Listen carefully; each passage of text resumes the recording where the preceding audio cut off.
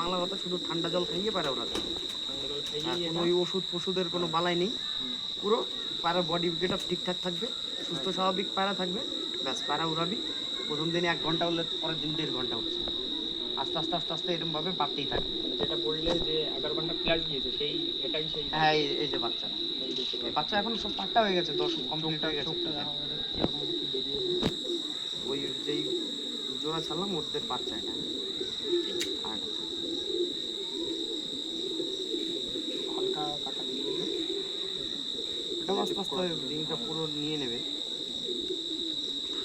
দেখেন হাড্ডির জোর তুই চেক কর, আমি কি চেক করবো? আমার পায়রা আমি তো দিন ভরেই দেখি। হ্যাঁ পায়রা এই ফোনে তো দেখাতে পারছি না আগে জোরটা, যদি দেখাতে পারতাম তাহলে বুঝতে পারতাম লেজের ব্যালেন্সটা। ঝাঁকা হাজারও ঝাঁকা দিই, খুললে আমি পায়রাই ছেড়ে দেবো, ফ্রি দিয়ে দেবো সবাই সব কিছু। ঝাঁকা হাজার ঝাঁকা।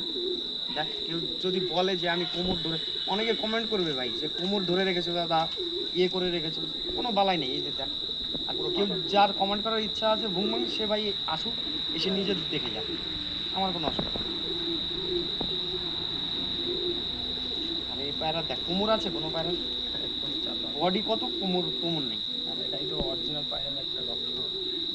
এবার দেখ এই অনেকদিন রেস্টে রয়েছে, ওড়ানো শুরু করবো, করা হওয়া শুরু করবে। আচ্ছা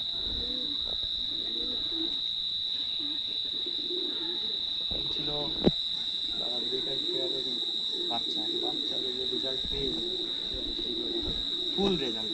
এই সমস্ত পাড়ার এই যে ওষুধ ফষুধ করা লাগবে, বিনা সাপ্লিমেন্টে 11 ঘন্টা প্লাস।